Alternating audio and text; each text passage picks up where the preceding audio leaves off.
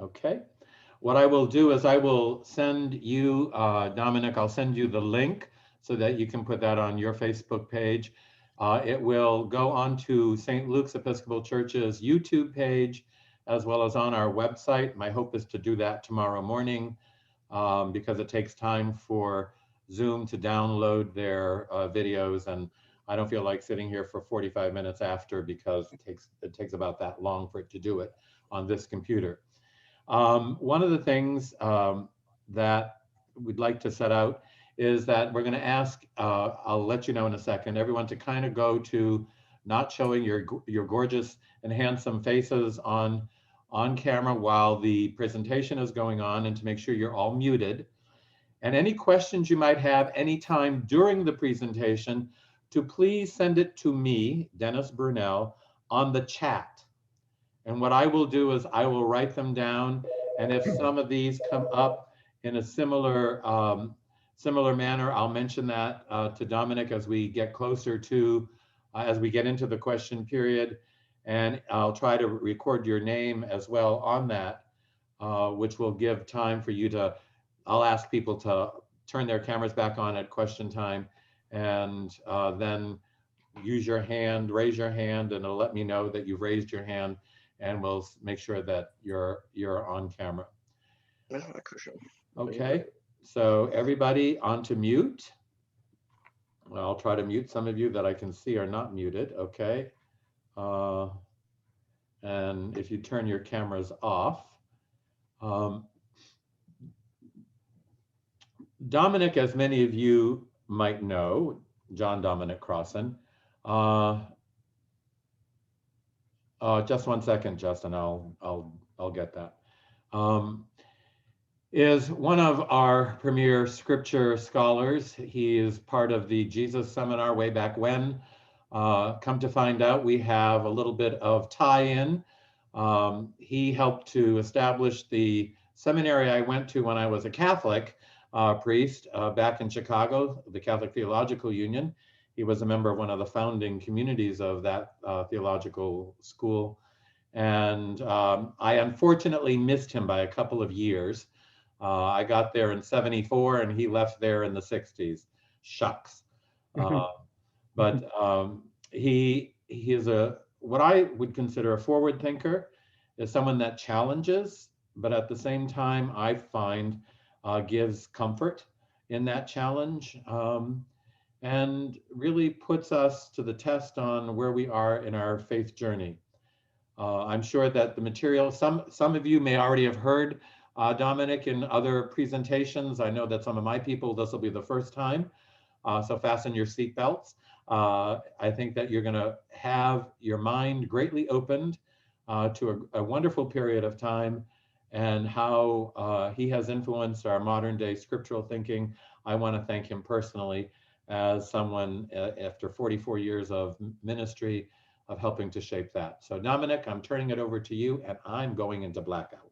Yeah, all right. Can you get it over to me full screen? Dennis is showing on my screen.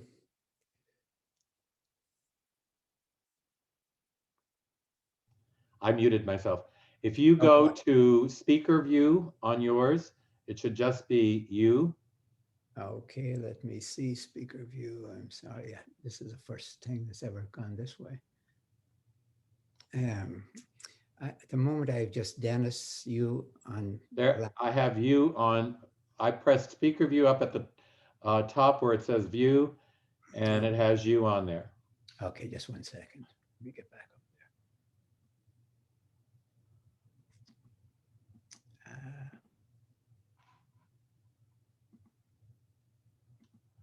I mean, you got an Apple, so I don't know how it works on an Apple. All right. For the moment, let it be. It's a great honor for me and a pleasure to be with you at St. Luke's and through St. Luke's out to the great big world. What I'm going to do this evening is an experiment.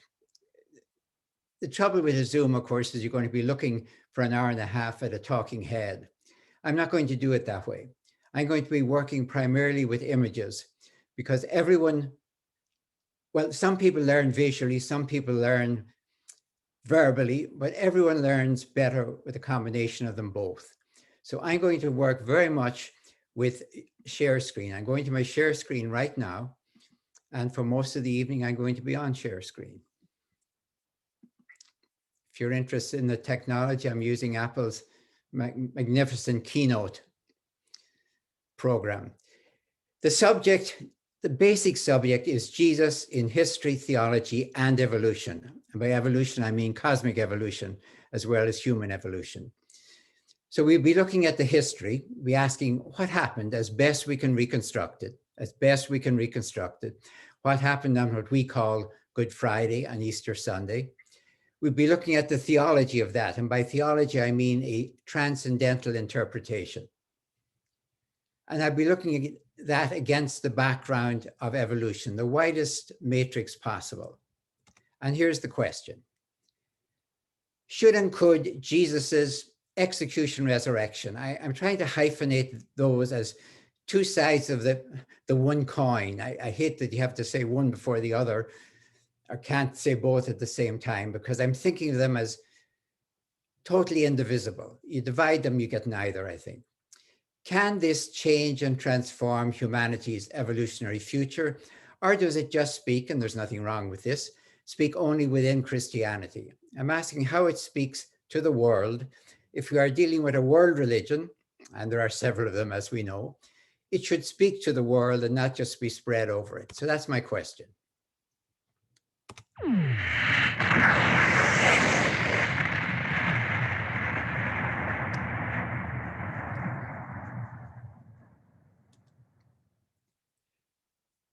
You see that quote from Harari, about 13.5 or more billion years ago, 4 things: matter, energy, time, and space. Now, I took the liberty of putting those uppercase. He didn't do it. Matter, energy, time, and space came into being simultaneously in what we call the Big Bang. Hold on to those 4 names. Because this matrix of evolution, matter, time, space, energy, is also the model for the matrix of any human development, anything, including your iPhone, for example. By tradition, I mean simply how we're told this is the way it is, this is the way it's always been, or whatever they tell you. Tradition is what you take for granted. Vision is some person or some group whose angle of vision at the tradition turns it upside down, adapts it, changes it, one way or the other. And if the time and place are both right, shall we say, something happens.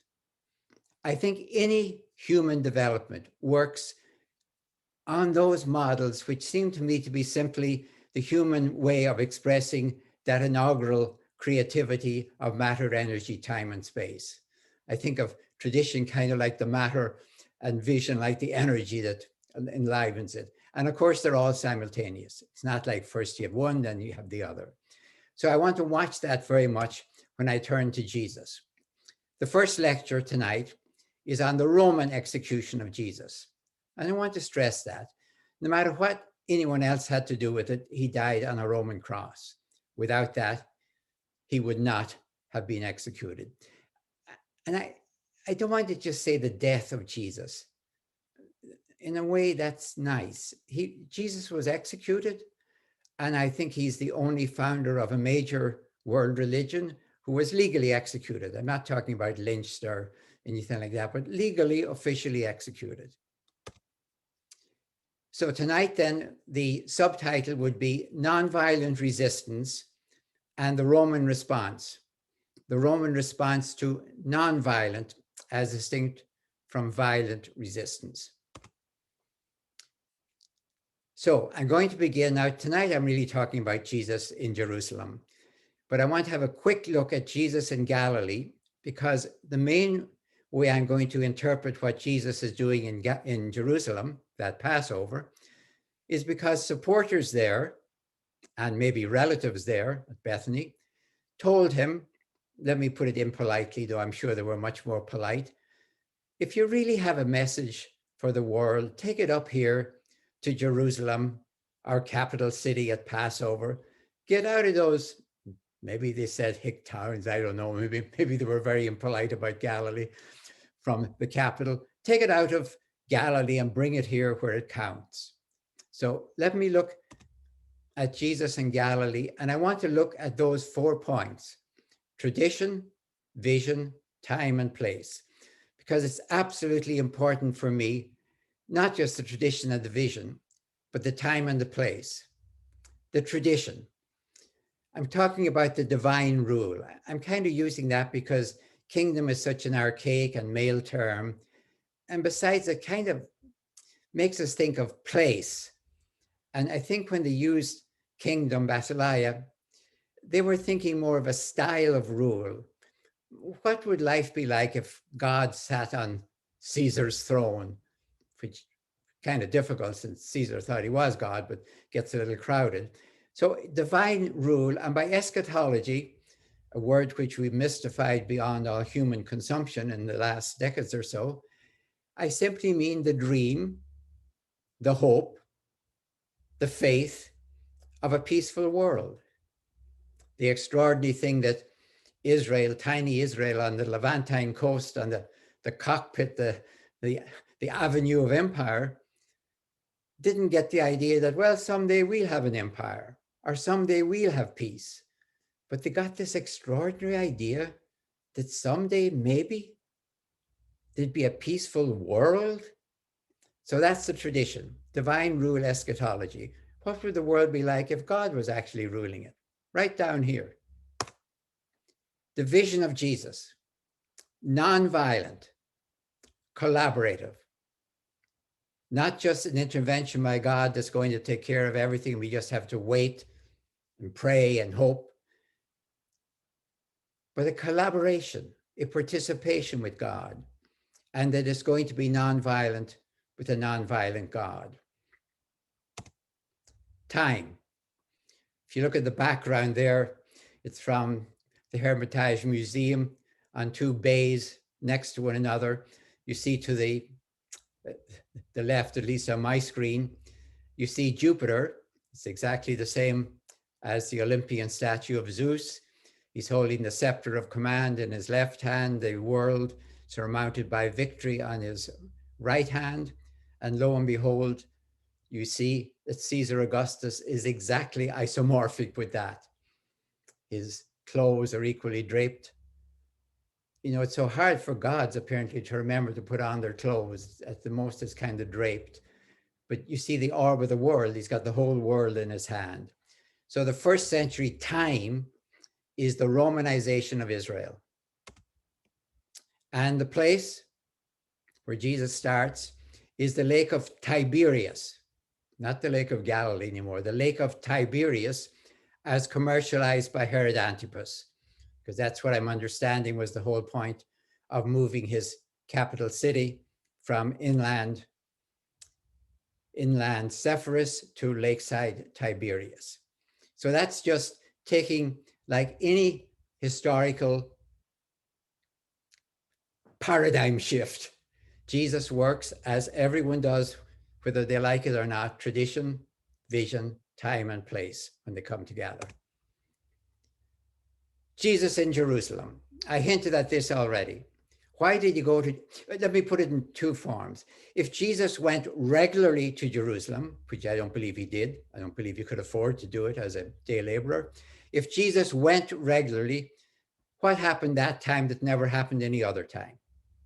If you think he only went this one time, and he certainly did go at least this one time, why?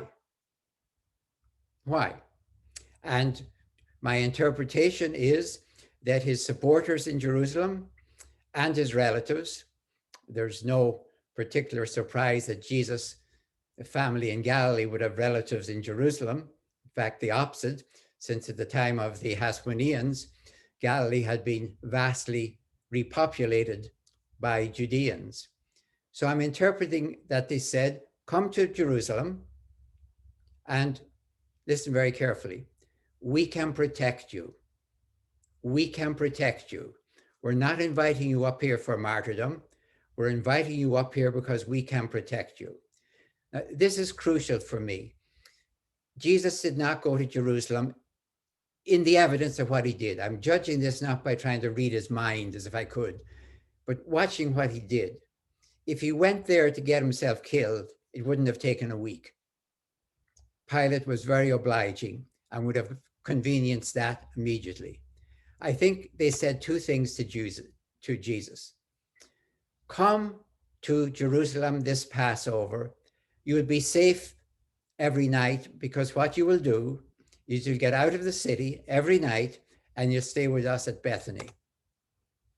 If you look at the map, you see Jerusalem, you see the Temple Mount where Jesus would be.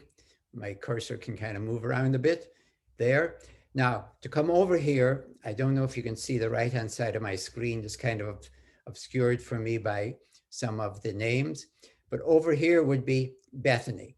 It's the other side of the mountain. You see it here. And by the way, notice where the two roads could leave here. So if Jesus was, as he was, getting out of the city every night to the safety of, I would imagine, his relatives. I think that Mary and Martha and Lazarus are relatives, not just friends, but at least friends and supporters. What he's doing is exactly the smart thing. Granted, there's a full moon, but still dark streets, people can disappear.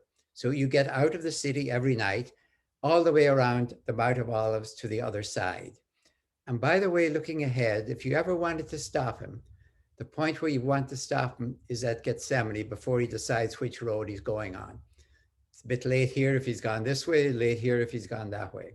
So the first thing they guarantee him is safety by night. Now, I repeat, that means Jesus did not go up to Jerusalem to get himself killed, either as a model for suffering, as it's sometimes said in the Roman Catholic tradition, or as a vicarious atonement sacrifice in the Protestant tradition.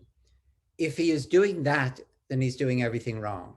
And as I said, it wouldn't have taken most of a week. So security by day. Here I'd like you to read, to me very carefully, the text in Mark, because Mark sets it up, as you know, from the last week, almost day by day. Now, he doesn't use Palm Sunday, Monday, Tuesday, of course, but he makes you think the next day, that evening, on the morning. And he keeps reminding you that every night Jesus got out of the city to Bethany. So, you know, of course, on Palm Sunday, everything goes well. They crowd around him. And then he goes into Jerusalem, looks around, and comes out. It's not something that people usually do in the Bible. Go in somewhere, do nothing, and leave. So the point is, he's getting out. Monday. Comes in from Bethany. Now, the opposition is from the chief priests. And it's not really necessary to demonize them. Their job is to collaborate with the Romans. You might call them quislings, I suppose. That's their job. And you can even read what they said in John, that they were trying to defend the people, that Jesus was a troublemaker. Be that as it may, the whole crowd was spellbound by his teaching. Watch how often Mark mentions the crowd. So he's being protected. The second thing those people had told him, out of the city at night, you'll be safe. And during the day in the temple, don't worry, you'll have a protective screen from the crowd. Again, now you see he goes out at night. Or Tuesday. Look at the three mentions of the crowd. The authorities were afraid of the crowd. They wanted to arrest him. They feared the crowd. The large crowd was listening to him with delight. Now, this is after both the entry on Sunday and, of course, the incident in the temple as well. Wednesday, an extraordinary statement. They wanted to arrest Jesus by stealth, of course. That's the whole logic of the situation. But they said not during the festival, or there might be a riot among the people. In plain language, in this plot, they've given up. They've quit. Maybe it's better to let them get out of town and than risk a riot, bring the Romans down on us. And now at this point, of course, as you know in the story, we get Judas, the traitor, who tells them, I can tell you where he is at night, and you can get him halfway between here and Bethany, all of which makes sense, of course. But to be honest with you, I've never been really sure enough about Judas as a real character, that is, as distinct from a mark in creation. The reason being that if Caiaphas was intelligent, and he certainly was intelligent enough to be a high priest for a very long time, I think he would have figured out by Wednesday night or Thursday night at least, he gets out of the city every night to Bethany. If we waited around, say what we call Gethsemane, we can get him away from anyone, away from his support in the city, away from his support at Bethany. To even understand the story, Judas is not necessary. At least that's the way I will put it. Now, I think, in other words, if I had to reconstruct that historically, I think what would happen is, with or without Judas, he would have been arrested halfway probably between his two safe spots. And then when everyone else was involved in the Passover, get him crucified fast, get it over with. It's not necessary, by the way, to take seriously historically that Pilate was this sort of a Hamlet character who just couldn't make up his mind, the poor guy. What they're really doing is mocking Pilate. The idea of a Roman official who listens to the crowd would get him impeached. That is the one thing that Roman justice, I put it in quotation marks, but it's what every empire vaunts itself on, its justice. The idea that the crowd could dictate for any reason to a Roman judge is mocking him. He is being mocked in those stories, not sympathized with. Anyway, turning now to what happens to Jesus. My crucial point is this: Rome punished those who promoted violent resistance differently from those who promoted nonviolent resistance. And therefore you can backtrack from what happens to their judgment. For violent revolution, Rome executed both the leader and his major followers. For example, 2000 executed in 4 BCE in that rising, violent revolution. And as you know, of course, in 70, 500 a day till they ran out of trees, according to Josephus. The whole idea was you put them in a row, as it were, and everyone got the message. This is what happens to violent revolutionaries. But, well, sorry, that's right. I forgot I put in the example from the Bible itself. A man named Barabbas, you know it from Mark, was in prison with the rebels who committed murder. The idea was you grab the leader and as many of his close followers or important supporters as you could get your hands on, and no doubt they would have been all crucified in a nice row. On the other hand, for nonviolent revolution, Rome executed only the leader. And they probably would have said, and if you're still at it, because they're not being lenient, they're just thinking that'll end the whole rebellion or whatever. And if you're still at it 5 years from now, we'll execute your next leader and the next one until you finally get the message. How do I know that? This is a crucial quotation from civil law as accumulated in the 2nd century. And I think this is a description of what Pilate would have seen Jesus. The authors of sedition and tumult, or those who stir up the people, shall according to their rank, I love that, either be crucified, thrown to wild beasts, or deported to an island.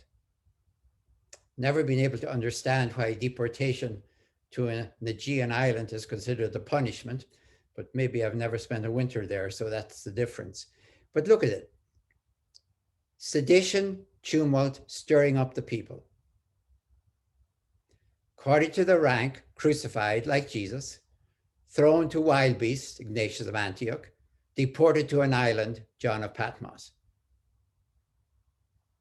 Now, if I only had Pilate, and I have Pilate in both Josephus at the end of the 1st century and Tacitus at the beginning of the 2nd century, I would know from the fact that they both say Jesus was executed, crucified, but they don't tell us anything about his followers being rounded up, that in Pilate's judgment, Jesus was an author of sedition and tumult. He stirred up the people, which I think is a fair analysis, and was therefore worthy to be executed. But don't bother rounding up his followers. Don't even attempt to arrest them. Therefore, I conclude, and I conclude this from Josephus alone and Pilate alone, if that's all I had. I said Pilate, I meant Tacitus. Jesus was executed without his followers for nonviolent revolution against Rome's Mediterranean globalization. Let me pause for a second. Please don't think I'm trying to get witted by using a term like globalization. That was what Rome was in the business for. They were globalizing their economy around the Mediterranean. I mean, of course, you can mock it and say they thought to remember that orb in his right hand. The world, you might say, it's just the Mediterranean and inland to the great rivers. The Euphrates, the Rhine, the Danube. It's not the world. But yes, it is globalization. That's what they were interested in, this piece of Levantine coast where Israel was, not because it was that valuable, but it linked Syria to the north and Egypt to the south, especially the non-sailing season. This was part of their globalization. So the matrix of Jesus in summary form was the Romanization of his homeland, as a factor in, a feature of, a part of Mediterranean globalization. Let me look now in terms of evolution. I want to try and take this out into a wider framework, but it's crucial now as I take it out there that what we're dealing with is that Jesus was executed for programmatic nonviolence, not just in the sense that he just wasn't violent because, oh, I'd figured this is a crazy thing to try out with the legions next door in Syria. They'll be down here like the wolf on the flock immediately. I know this, by the way, because Jesus, when he talked about loving your enemies, didn't say because, actually, as Paul did in Romans, because God can do a much better job of hating them than you can in any case. He said, you love your enemies because God does it. That's why God sends the sun to the good and the bad and rain to the just and the unjust. So Jesus's nonviolent is programmatic to belong to the family of God. That's programmatic nonviolence. And if we have more time, we might want to talk that I'm not saying for a moment that Jesus invented nonviolence. It was part of the possibilities of 1st century Israel. Violent revolution as in 4 BCE, or nonviolent resistance as in 6 CE when the census was put in. And the way you know one from the other, by the way, is when it's violent, the legions march south from Syria. If it's non-violent, it'll be handled usually by police force. People may still die, of course, but the legions won't move. So I want to look for a moment at the trajectory of escalatory violence. I'm asking you to think of escalatory violence almost like hyphenations. It's not just violence as if it was, consistently the same across all of human history. And you could say, well, it's unfortunate, but it's like bad weather. Get over it. Stop whining about it. I'm talking about escalatory violence. And you see my background now is Jesus and with his book and Paul and Augustus with his orb. Let me start with the story of Cain and Abel, Genesis 4, which, by the way, is the first time the word sin is ever mentioned in the Bible. It is not there in the garden, neither is words like disobedience or punishment or anything else. Genesis 4 is the most perfectly short, brief parable of human evolution since the Neolithic age, at least. Human evolution. You can see it on that magnificent ivory. To the left, God is preferring the offering of Abel to Cain, and the reason God does that is for no other reason than God is being countercultural and going for the younger son. You don't have to come up with God's preference for one thing over the other. He will always go with the younger son just to oppose the convention. And in the right-hand side, of course, you see the murder of Abel by Cain. And then I want to really draw attention to this. You're kind of expecting now, surely God's going to really punish. He must certainly punish. And he doesn't. He doesn't. He marks him as not to be killed. It's as if God tries in one last desperate attempt to hold up the escalatory violence before it is too late. Now, the farmer is Cain. The herder is Abel. If you've read Sumerian texts, they tell very often when they were trying to understand human evolution themselves, or at least the beginnings of their own civilization, they told how the farmer god and his brother, the herder god, struggled with one another, except at least in the Sumerian story, they kind of worked it out. The farmer finally said, okay, I'll let you use my sheep or my fields, and they worked it out. That's, of course, not what happened, as you know. The Neolithic Revolution, or the Agricultural Revolution, sometimes say between 10,000 and say about 6,000 BCE, as summarized in Genesis chapter 4, the farmer kills the herder and builds the first city. The farmer kills the herder and builds the first city. The first city is built by Cain. Farmer kills herder, builds first city. And of course, as we know, in the long haul of human history, the city will eventually kill the farmer.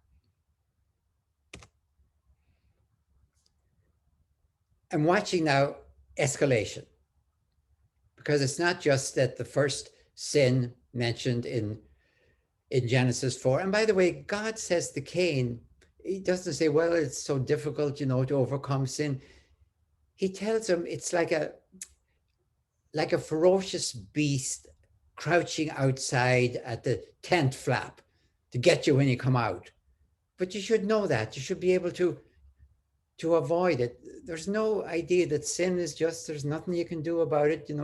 It's sort of original sin. No, the original sin here of murder is something you shouldn't do. But I'm emphasizing now the escalation. Whoever kills Cain will suffer a sevenfold vengeance. That's it. Now, they're imagining, of course, that we already have tribes and everything else, and it's not just Adam and Eve, Cain and Abel living in a foursome by themselves. You have to jump forward. They're imagining tribal vengeance. We're not talking war yet. We're talking about the blood feud of tribal vengeance, which tends to escalate. You kill one of ours, we kill 7 of yours.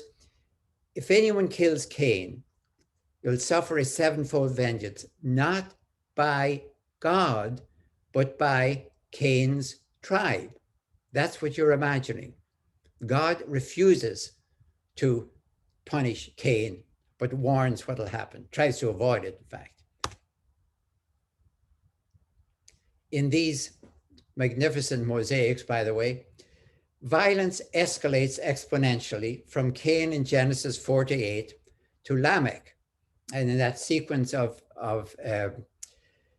mosaics are from Monreale on Sicily, absolutely fabulous. It's quite frankly, maybe I shouldn't say this, but I give almost any basilica in Rome from Monreale Cathedral in Sicily. But after you see Cain and Abel, you see the murderer to your left, the next one is Lamech. Lamech is shown as a hunter.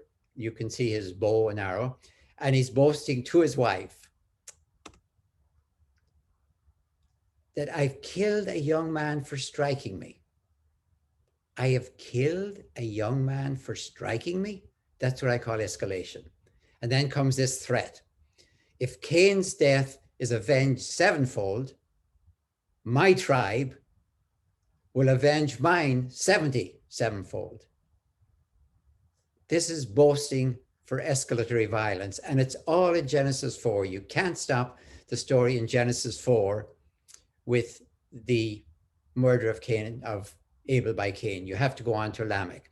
Now, in the side, in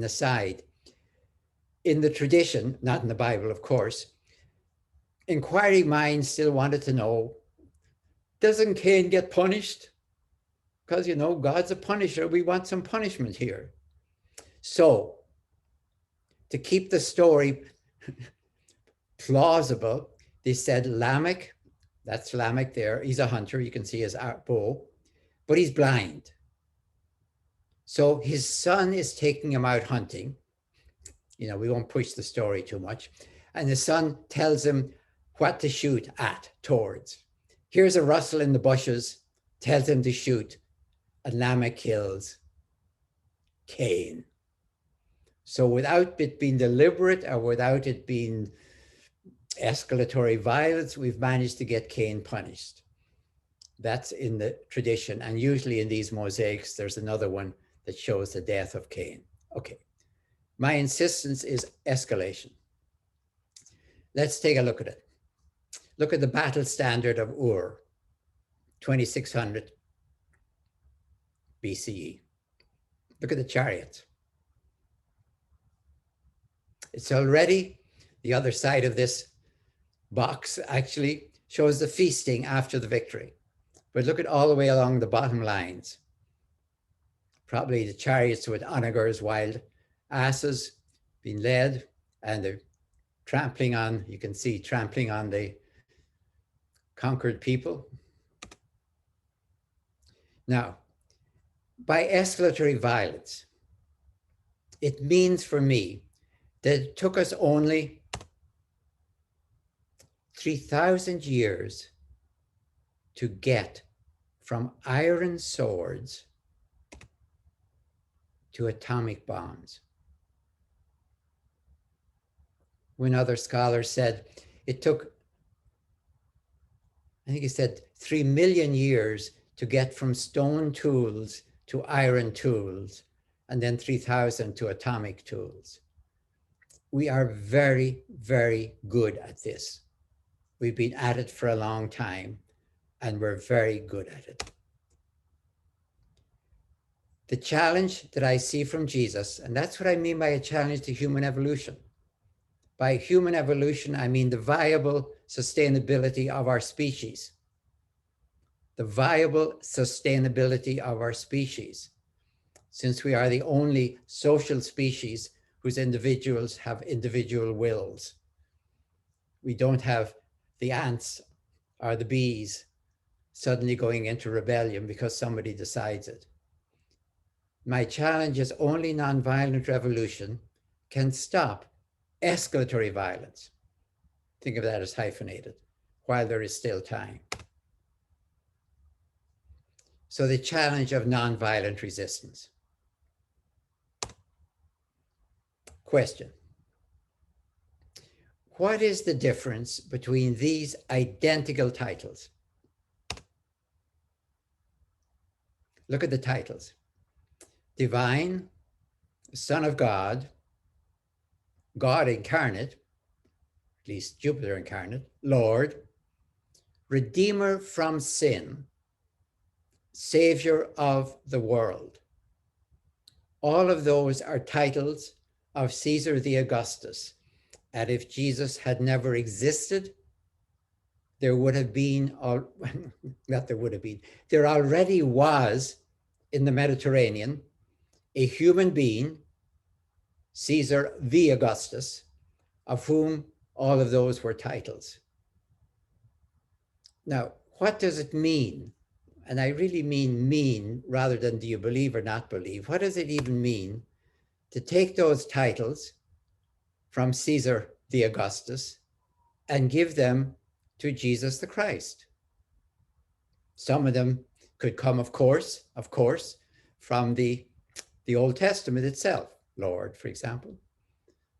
But when you talk about Jesus as the Lord, or Paul speaks of our Lord as the Lord, there's only one the Lord in the Roman Empire. There's lots of lords, of course. Everyone can have their own little lord. They could even have their own sons of God. Just don't say it's the Son of God, because there's only one.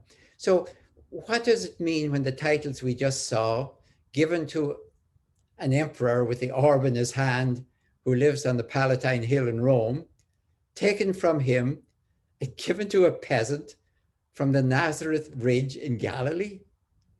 I mean, a Roman might say, is this some kind of a joke? And I don't think it's very funny. Is the problem that the Romans had no sense of humor and didn't get it, that these messianic Christics, I won't call them Christians, but messianic Christic Jews were really just kidding? Or were they saying, no, there is an alternative vision? Here's my answer.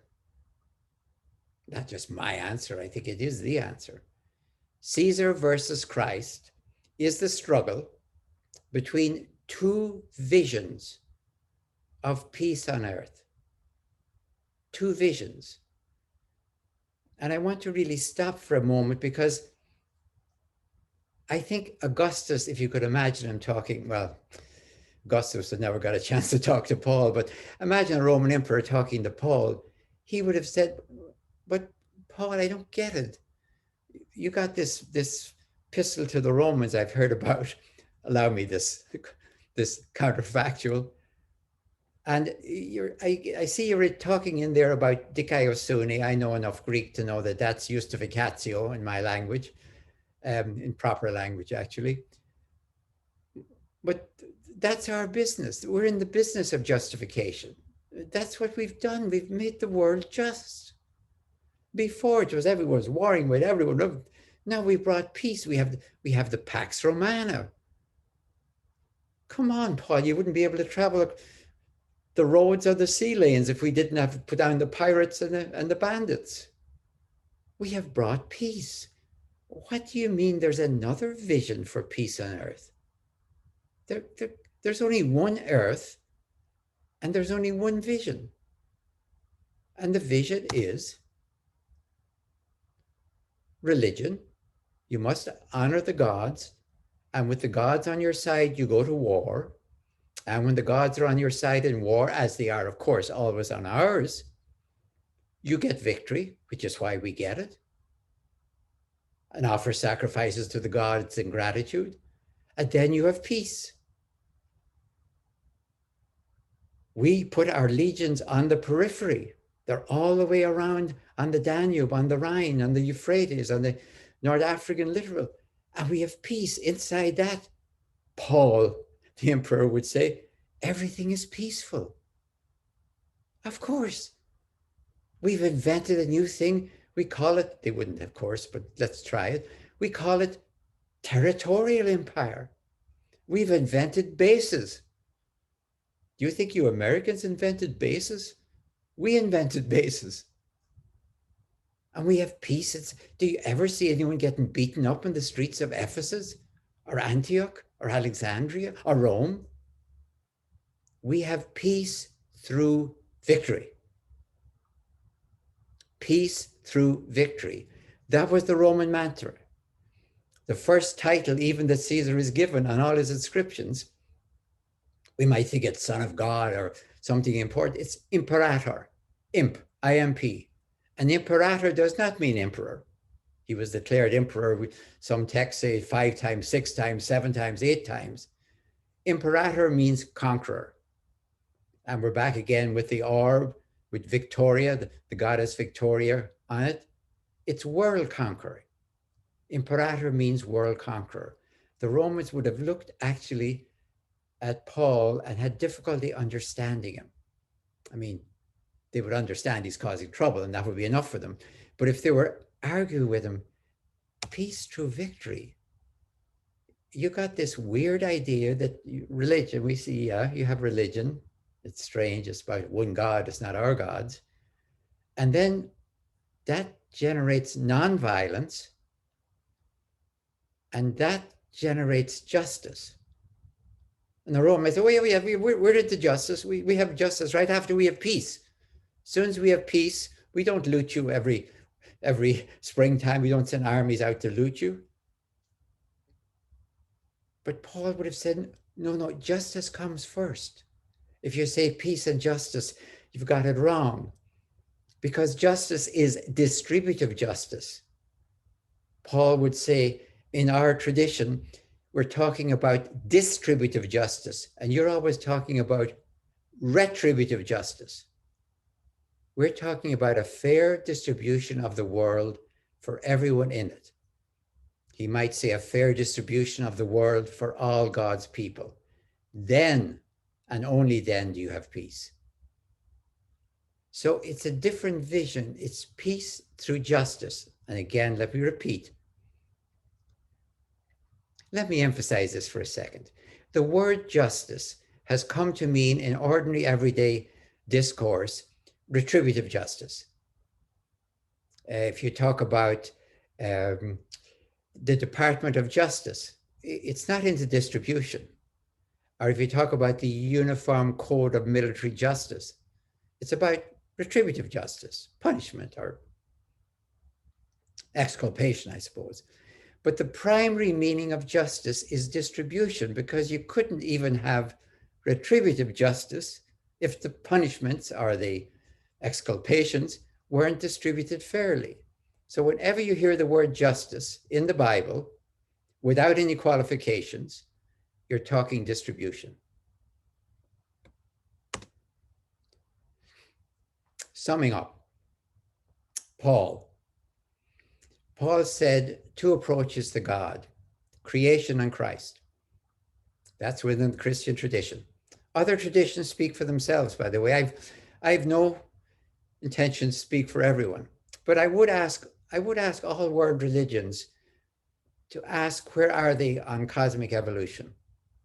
Do they simply deny it, or how do they speak to the world? I'm going to suggest that evolution is like the professional face of God, like the business face of God. And that, certainly for Christians, Jesus is the personal face of God. Jesus is what God looks like in sandals.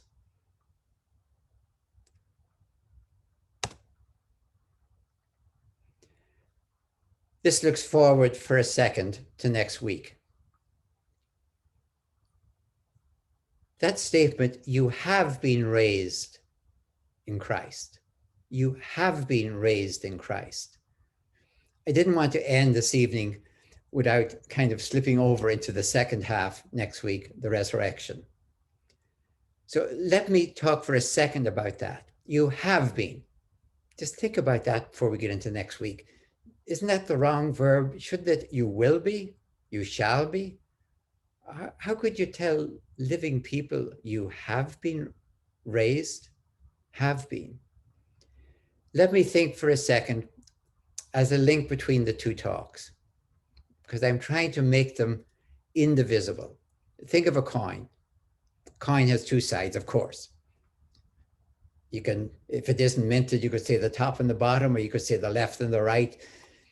But one of the things, by the way, we can't do is ever see the 2 sides of a coin.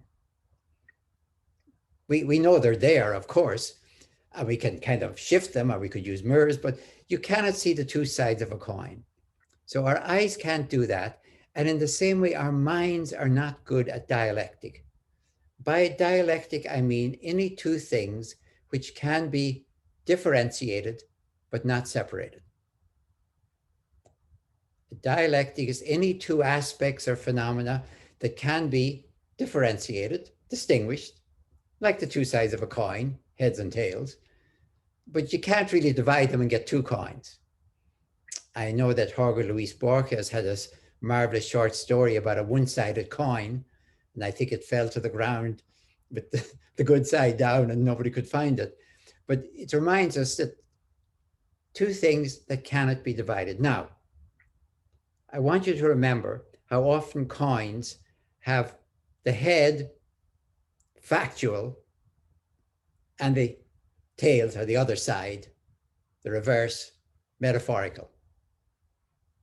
How you can have in a coin a fact and a symbol, or a piece of history on the front. Imagine it was a coin of, say, Julius Caesar, where you'd have Julius Caesar's head on the front, and on the other side, you'd have the comet streaking up to heaven, and that would symbolize his arrival among the gods. So I want you to think, between now and next week, resurrection is not a fact, but a metaphor. Resurrection, I'm going to claim, is not a fact, but a metaphor. And if you're thinking, because I do hear this from people, it's just a metaphor, then I'm going to ask you very seriously to think of metaphor as seeing as. Now, we know that with small metaphors. We know, for example, and it's no great problem, we know that, think of the clouds sail across the sky. Clouds sail across the sky. We know what's going on there. You're really seeing them like boats going across the sea. You're seeing them like boats going across the sea. I'm sorry, I know I'm not coming up full way to do it, and my view won't let me do it. Speaker, let me see, am I showing the speaker? No, it won't let me come off. Okay.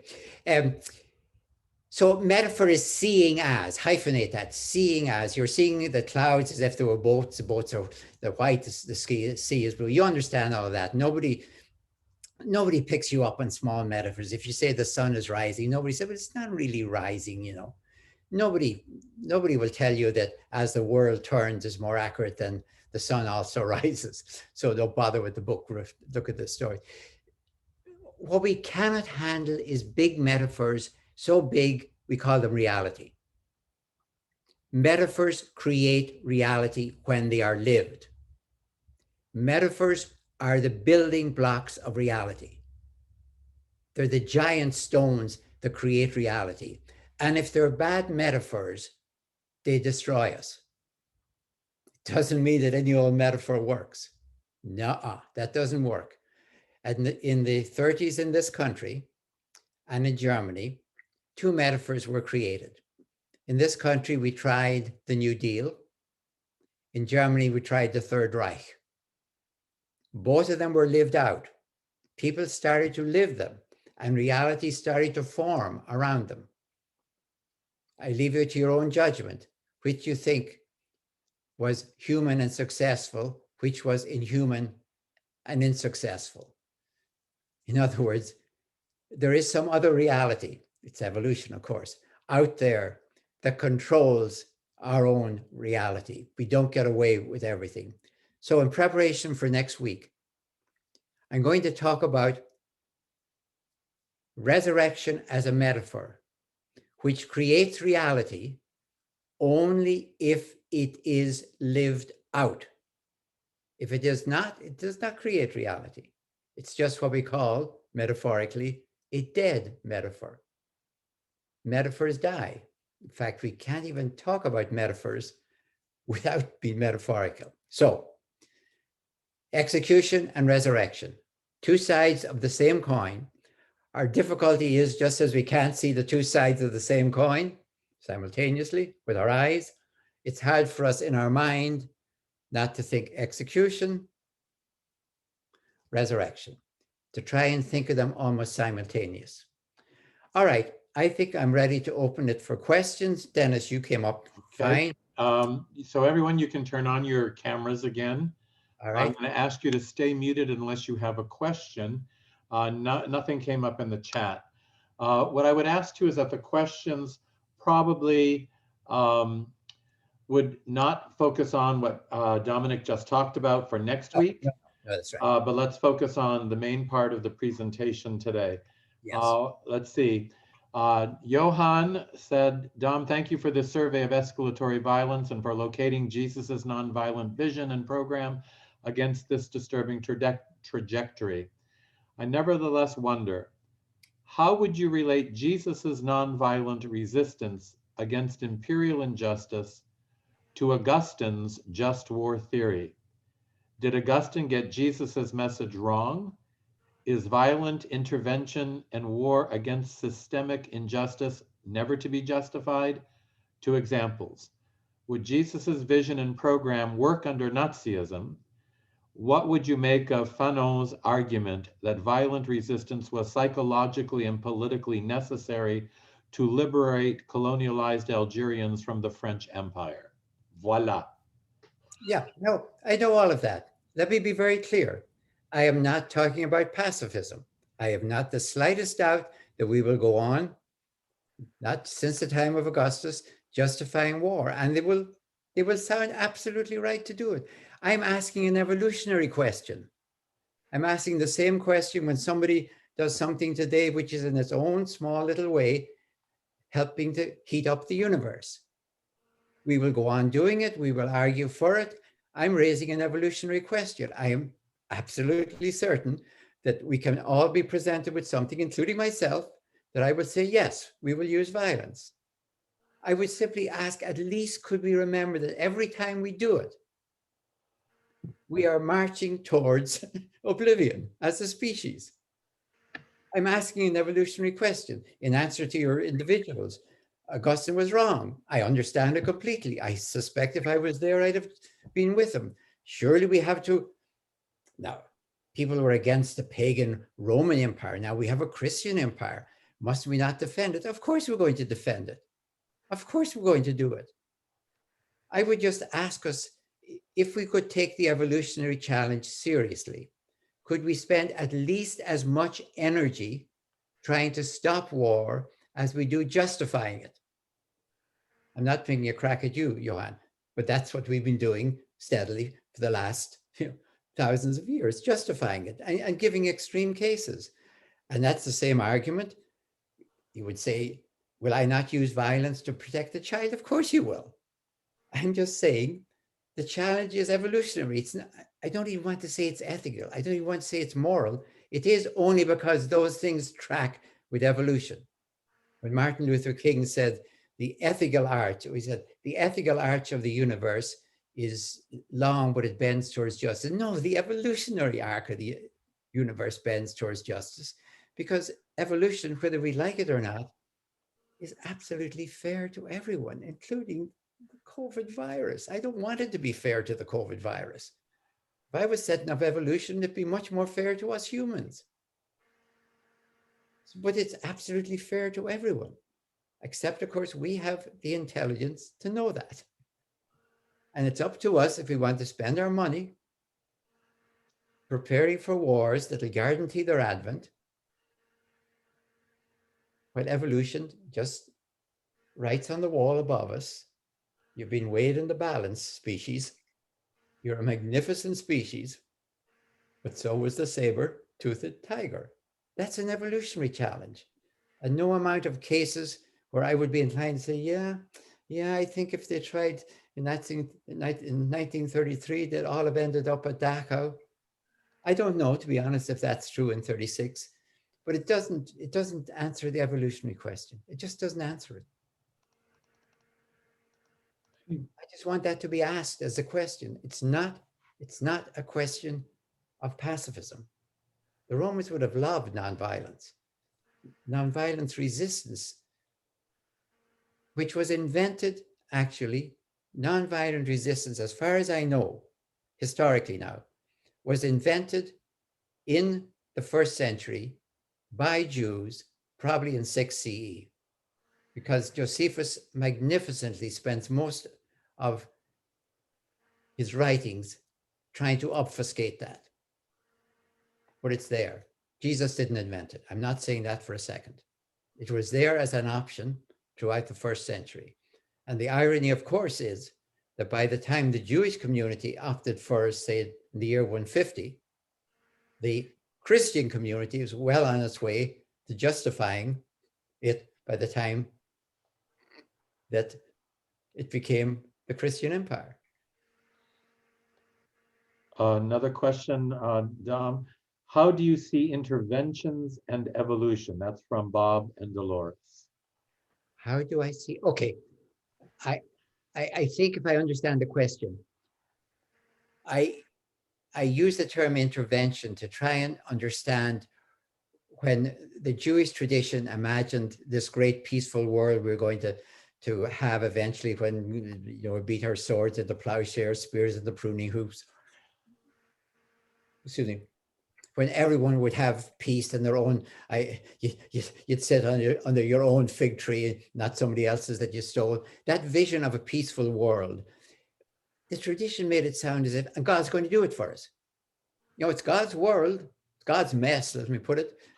We can be patient, we can pray, we can hope, but as the escalation of violence, they've just gone all the way from, look at Daniel. They've gone from the Babylonians, the Medes, the Persians, the Greeks, the Syrians, the Romans. Empires are getting more powerful, more strong, more holding. God's going to have to do it. We can't do anything. We can wait, we can pray, we can hope. God's going to do it.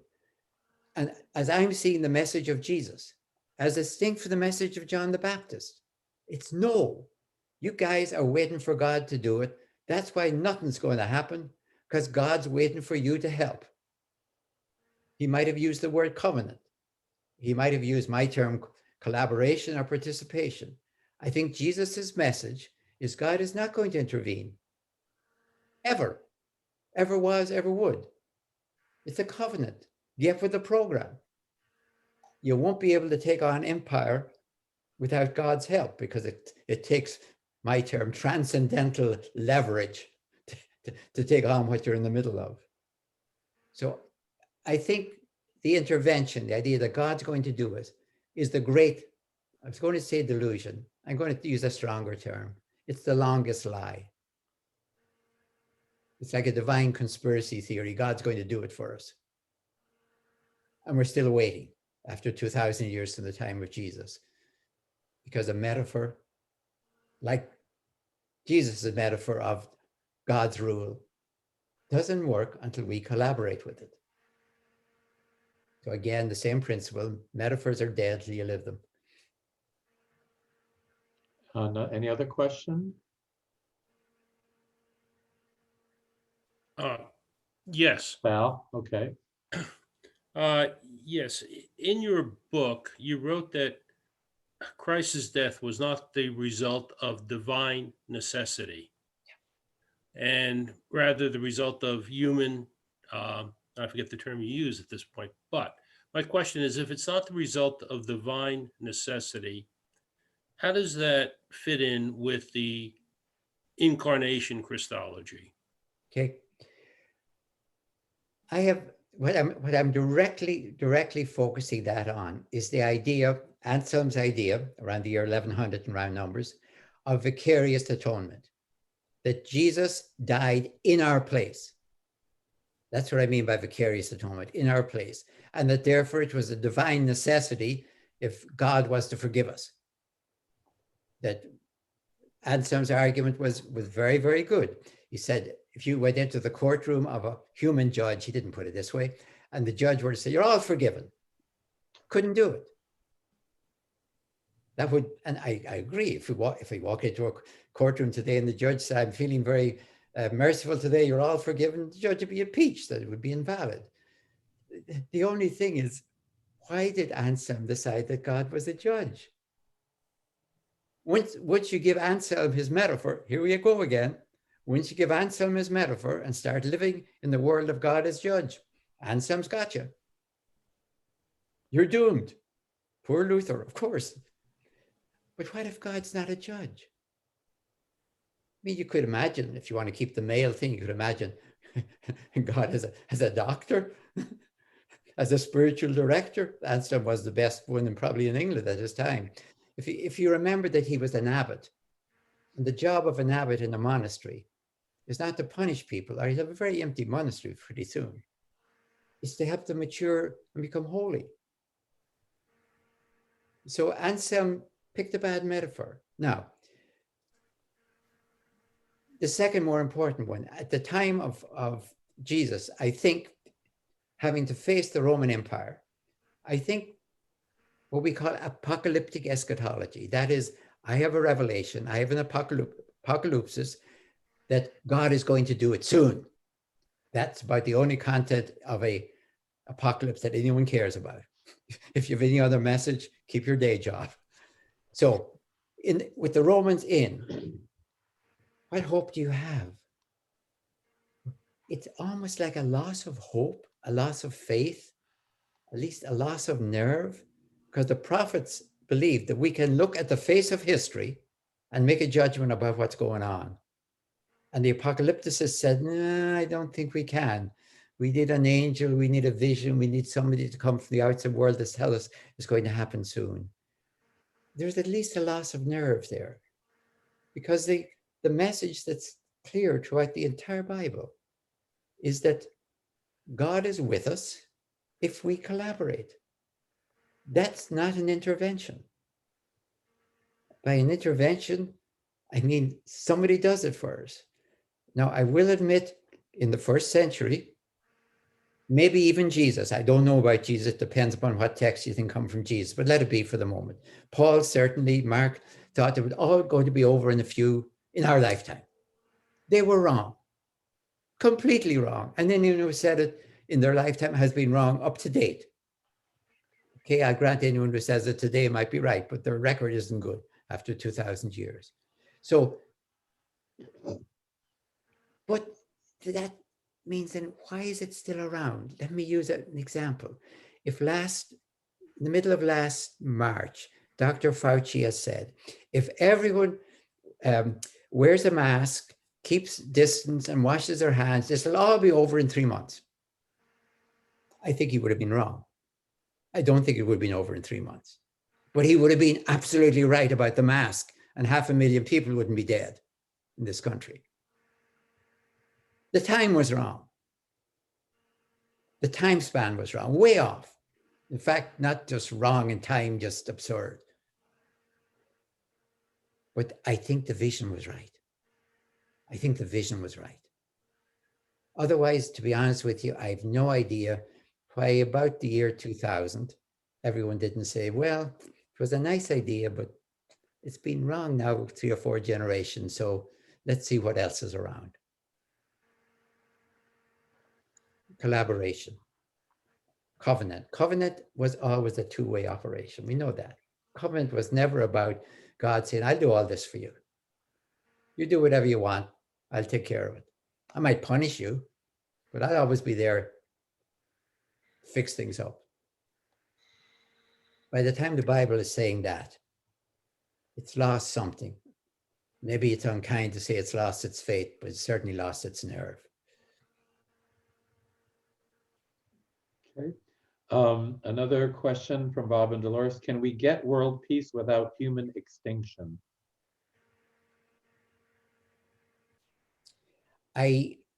From Bob.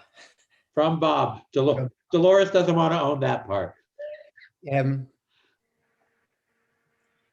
Look, I'm not trying to be dramatic or apocalyptic. But I think, for example, when we're looking at global warming, we're asking the same question. But the trouble with global warming is we cannot solve it if there's global injustice, because some people will say, quite rightly, well, you guys, the white European race, let's say, you've had 200 years of global warming, give us 200 years and then we'll have a chat with you. So I see global injustice now making it impossible to face global challenges, such as global warming or even overpopulation. I see that heaven and hell are not locations in the future, but options in the present. Options in the present, ongoing options. If you ask me, can we get a more peaceful earth? And I'm not deluded that everything will be perfectly peaceful. No, I think if we could get violence under control and injustice under control, that is only there in small pockets and stuff, then I think we'd be safe as a species. Because I'm talking about species. I'm talking about Homo sapiens. Can you imagine?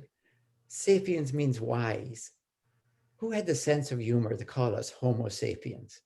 The wise Homo. We came out of Africa 70,000 years ago, out of Africa. We were in Africa before that, but only 70,000 years out of Africa, filled the world, killed off any other homos that were around, by the way. Now, I'm not trying to be a prophet. I'm watching trajectory. I'm not doing prophecy. I'm watching trajectory. And trajectory can change, of course. It could change overnight, trajectory. But still, it's there. So that's what I'm really looking at. Can we get to world peace, in answer to your question, before we destroy ourselves or make our planet uninhabitable or something like that? Or would we be even allowed to do it by evolutionary forces that would do something to us long before that? I don't know that. But I think heaven and hell are like on a sort of a race on this earth to see which it's going to be. I come in to talk more about that in the next week as well. Okay, Johan has another question. If I may, on distributive justice as the crux of Jesus's vision and program, you use the term fair distribution of resources to capture Jesus's message. I would like to hear how you would relate Jesus's message to a distinction between fair and equal distribution of resources among modern philosophers.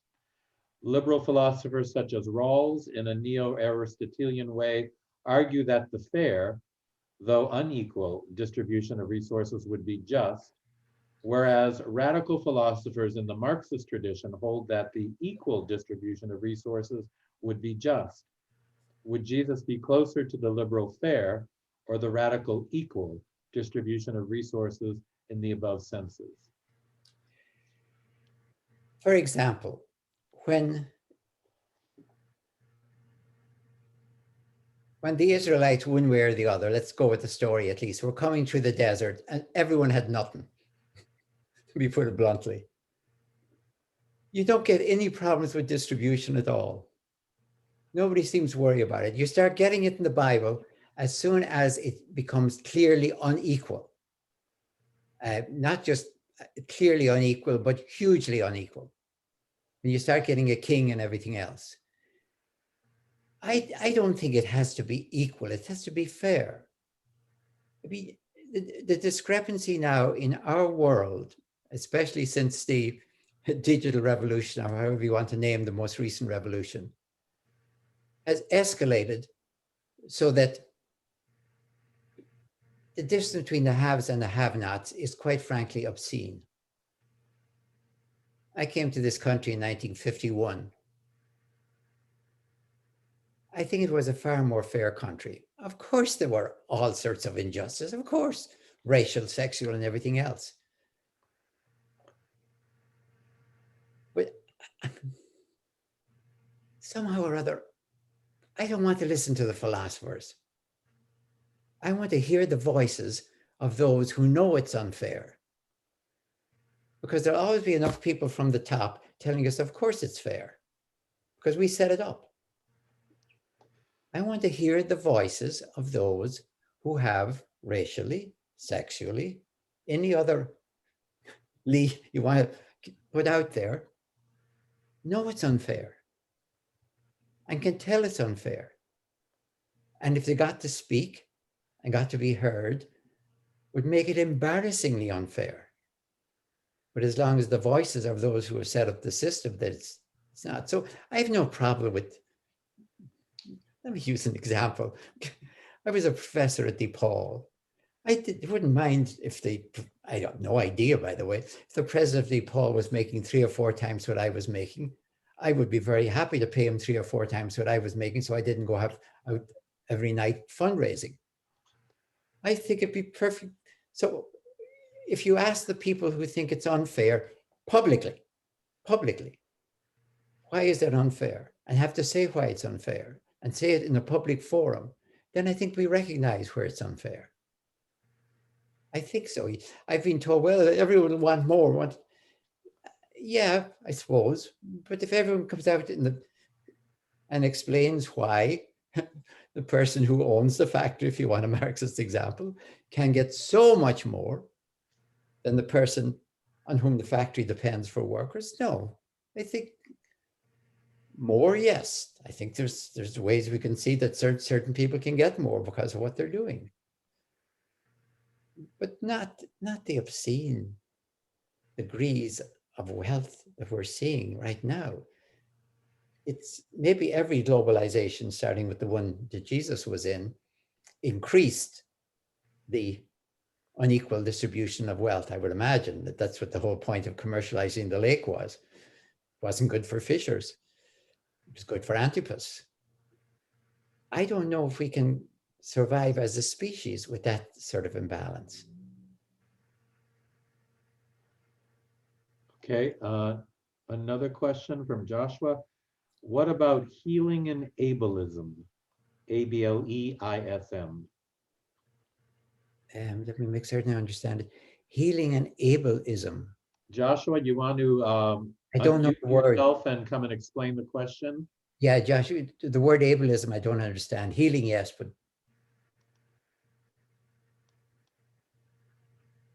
Joshua? One moment. Okay, all right. Yes. Okay, there you go. So would you turn on your camera, please? One moment. One moment. Gotta get my phone to operate right. Hi. I was wondering.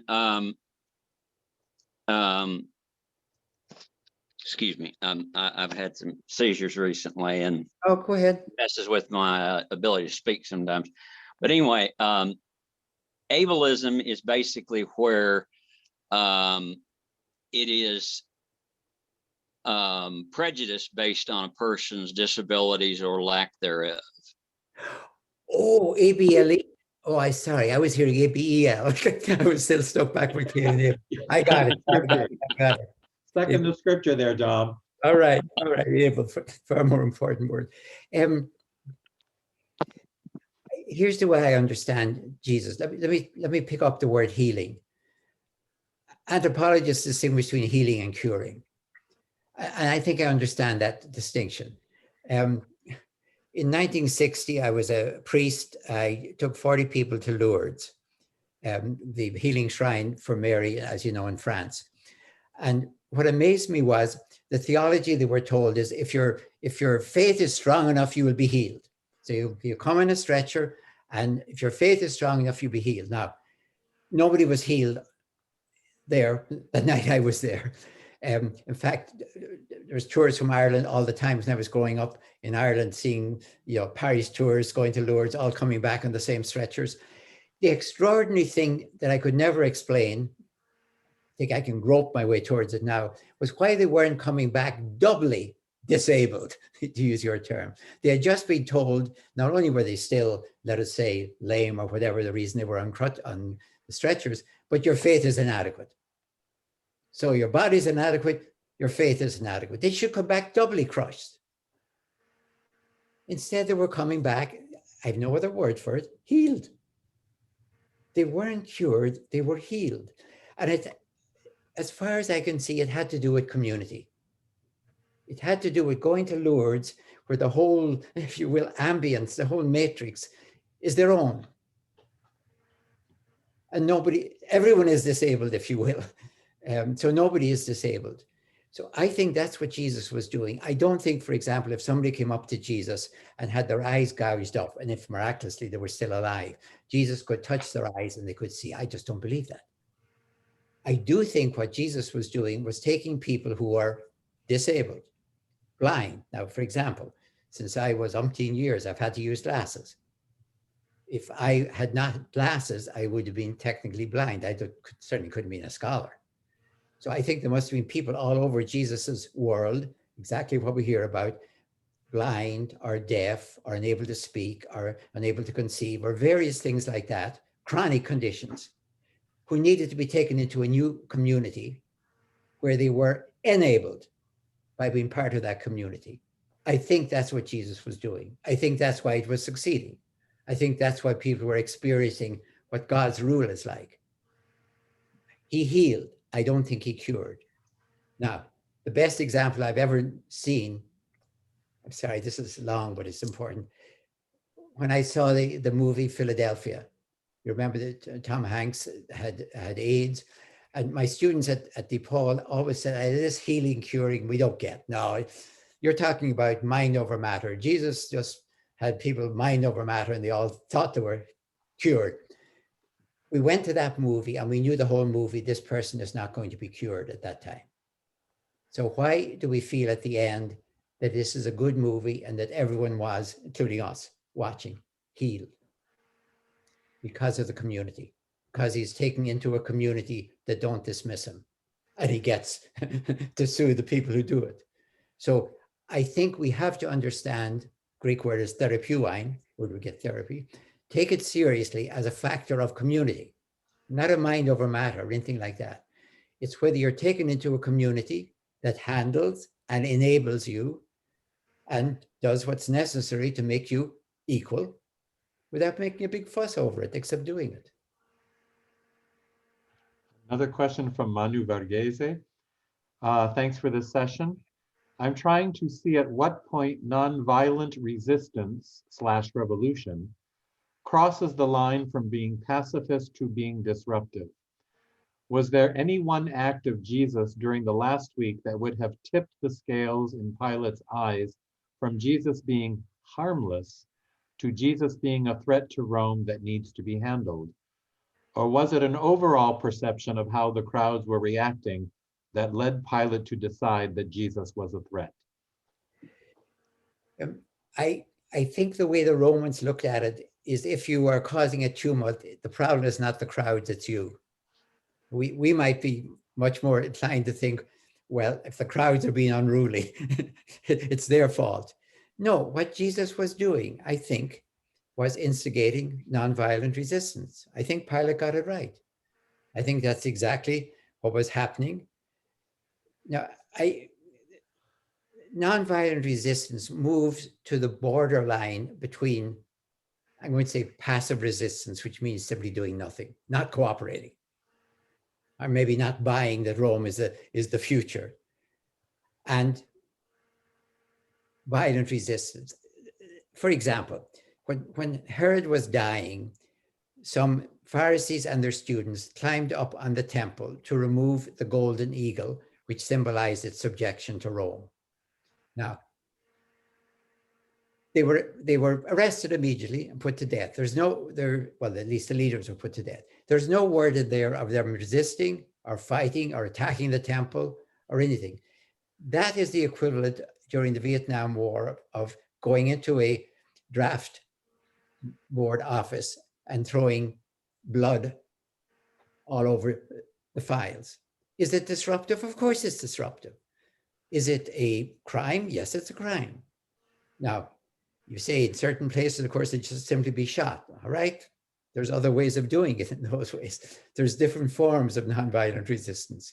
But that would be one that can work in a case like that. I don't know, for example, how nonviolent resistance would have worked in Nazi Germany, not in 33, but in 36, during the Olympic Games, when the whole world was watching. I don't know how it would work for Palestinians in 1967. I don't know. You could say, well, they'd just be massacred. I don't know. And they have to decide for themselves at that time they can do.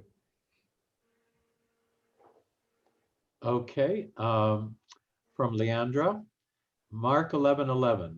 Jesus enters the temple after his triumphal entry in Jerusalem, looks around and leaves because, quote, it was already late. Later in verse 15, he returns and disrupts the temple business in the scene known as the cleansing of the temple. Was Jesus attempting to go for the most dramatic effect in verses 15 through 19 to be noticed for nonviolent resistance? Well, it would. I mean, it's at least a bonus. I think he had to get to Bethany that night in any case, but I also think it made absolutely no sense to do it at that time. I think, if you want the evening news, you do it at least by 5 o'clock or whatever it is, 4 o'clock. So yes, I mean, you could read it if he was not doing it every night. If that was simply then, he was staying in Jerusalem, then I would say exclusively that's what he's up to. It makes no sense to do a demonstration. And again, when I use the term demonstration, I'm not trying to be with it. I think to ride into Jerusalem on a donkey is a demonstration. Otherwise, people think, well, poor guy, he's walked all the way from Galilee, just couldn't make the last mile. You needed some automotive help. So a demonstration, it was a setup because Jesus can say, go get the donkey. It's all ready. It's set up. Now's the time. So he doesn't have to go buying a donkey. It's a demonstration. And as you know, in the last week, Marcus and I kind of pushed the envelope a little bit by saying, well, Pilate's coming up from the west, which he would be coming up from the west. Jesus is coming in from the east, which he would. Let's imagine them hitting at the same time on either side of Jerusalem. Now, we've no proof of that, of course. But that's when you do a good demonstration. So they're coming up from either way. He's coming, as it were, from Rome. He's coming from the desert. So I think a double demonstration. I think what they would have said to is, come up to Jerusalem. We can protect you. We can make it safe. Make a double demonstration, one against Rome. That's the anti-Roman entry, the anti-triumphal entry, if you will, the messianic entry. And then you do the same for the temple, which is in collaboration with Rome. It's not, what he's really doing in the temple, by the way, is closing it down. It's a demonstration to take away the fiscal basis of the temple. Perfectly legitimate, but there's nothing wrong in the outer courts of the temple, the Gentile courts of the temple, to have people exchanging money. It's nothing wrong at all. They're putting it into a currency.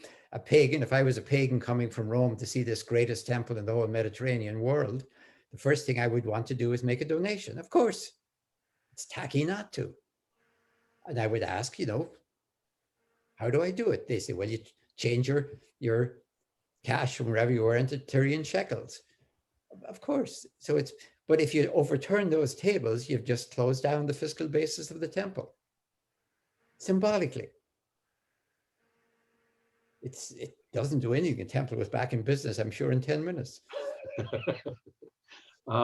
Father Nabil asks, what about John telling the story of Jesus going to Jerusalem 3 times during his ministry? How do you see that?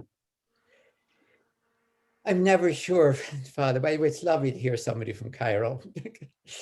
And I think you sometimes come on Facebook as well. Now, it's so lovely to see you. I don't know, honestly, whether John is just taking, he knows Jesus was in Jerusalem and making Jerusalem the focus of all of them. I don't know, honestly, whether he has historical information that Jesus went up more than once, which is not impossible. I don't think Jesus could go up to Jerusalem regularly. You have to take 2 weeks off. And if you're a day laborer and you'd have to take money with you, you can't carry your lamb for slaughter. I think it's the Pharisees, who are middle-class scholars, who make it sound as if everyone goes to all the festivals. So I'm inclined to think that John has traditions about Jesus in Jerusalem, and he simply spreads them out to make a narrative. I'm not convinced Jesus went up regularly to Jerusalem, or even the 3 or 4 times he mentions there. I think I'm inclined to stick more with the synoptics on that one, which means sticking with Mark, of course. And to be very fair, why I trust Mark so much is I am convinced historically Jesus was crucified. So then I start working backwards. Why did he get himself crucified? What was he doing? So I'm, in a way, if you said to me, well, Mark is just writing a really, really, really good story. All he knows is that Jesus was crucified. Yeah, it's a really good story, but it really fits in with an awful lot of things that I don't think Mark would necessarily know about. I don't know why he'd know about Bethany, why that's important, that Jesus keeps going out every night, or that the crowd is so important. So I'm giving the general story of Mark. I'm not saying what happened on Tuesday is all those debates in the temple, but I think the general pattern of Mark, that Jesus is there for days before. Without that, I would have to say, we know he was crucified for nonviolent resistance from Josephus and Tacitus, and after that, you're on your own. But I think I'm trusting a basic historical story in Mark. I mean. Okay. Merrill asks, or in the Gospels, Jesus was always telling his disciples that he was going to Jerusalem and will be put to death. You said that was not the plan. Can you explain, please? Yes, you have to decide on certain things in the gospel. In Mark's gospel, for example, Jesus says that 3 times. And if you go into the 3rd time, he spells out not just that he's going to die and rise, spells out exactly everything what happens. You can correlate what happens in that 3rd time in chapter 10 with what happens there. So Mark is reassuring us that everything is under control, as it were. But the major thing that Mark is doing in each case is showing how awful the male disciples are on this. Jesus keeps telling them, I'm going to die and rise. And nobody says, wait a minute, let's skip the death for a minute. What's this rising stuff? Or nobody says, well, yes, they do, of course. The first time Peter says, no way, we're not in the dying business. And gets told off that he's a devilish temptation. When Matthew and when the others are told that, they want to know who's getting first seats of the kingdom. Forget about this. So in those 3 cases, Mark uses it really to severely criticize the male disciples and to set up what's going to happen to the first female disciple who says, excuse me, who believes Jesus, who's been with him all the way probably, and who says, well, wait a minute now. If you're going to die and rise again, I'll never get the chance to anoint you. As your female follower, that's one of my roles. So I better anoint you now. And that's exactly what happens, as you know, in Mark 14. She anoints Jesus, and Jesus says, this would be told of her anytime the gospel is told, not because she was kind or sweet or anointed him, but believed him. She said, well, you've been saying you're going to die and rise, and I believe you. So I better get this anointing in now. So she believed in Easter on, what would that be, about Thursday? No, Wednesday. Easter came very early that year for her. She didn't need an apparition. She didn't need anything, empty tomb. She simply believed Jesus. So Mark's whole purpose there is setting up a very deliberate failure of the male named disciples, especially Peter, James, and John, the top 3, if you will, and an unnamed woman who gets it. And by the way, an unnamed man, a Gentile, will get it under the cross by saying, this is the Son of God. So the 2 people who really get it are sort of outsiders, if you will. Okay, I don't see any other questions. I mean, we've solved everything. I'm sorry? We've solved everything. Oh, no, someone just came in with one. Spoke too soon. I know that the phrase kingdom of God has had many explanations. This is from Matt, as Okay. the moniker for Jesus's movement. Excuse me. I sense that Jesus's approbation on multiple occasions of, "You are not far from the kingdom of God," to those that were verging on great insights indicates his invitation toward enrollment here on earth / bottom up, rather than top on down. Okay. Are not the key words there being not far? I would push them even to the other words he used, enter into the kingdom, or take the kingdom upon you, but that one as well. But I'd also remind you that, sticking with kingdom for a moment, you can't have a kingdom of one. A kingdom is at least a crowd. I mean, forget place for the moment, even bracket style of rule. Kingdom would be a lot of people. So the very metaphor, kingdom of God, has to involve people. It's not like, like say a chapel, a church can remain a church if nobody ever goes into it. It's still a church, as it were. It's just a vacant church. A kingdom without people ain't a kingdom. I don't know what it is. It's a word, I guess. So yes, far from, or enter into, or the kingdom of God is among you, or if it is by the finger of God.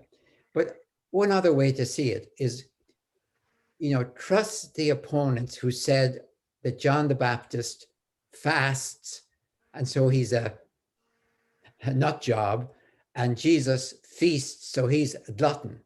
Now, leave out the name calling and focus on the fact.